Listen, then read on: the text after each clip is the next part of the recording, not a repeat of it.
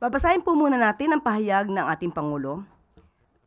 Patuloy nating binabantayan ang epekto ng Bagyong Tino na nakaapekto sa mahigit 340,000 katao sa 1,397 barangay sa mga rehiyon ng Mimaropa, Bicol, Western at Central Visayas, Eastern Visayas, Caraga at Negros Island Region.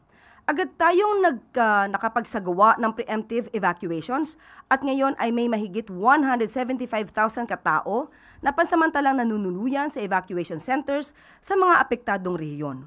Ang DSWD ay nakapag-preposition na ng food packs at relief goods sa mga apektadong lugar na handa ng ipamahagi.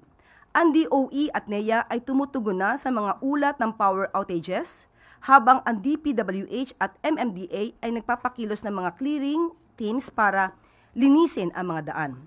Tutungo rin ang ilang miyembro ng gabinete sa mga pinakaapektadong probinsya upang personal na alamin ang kalagayan at tiyaking na ibabalik agad ang mga pangunahing serbisyo.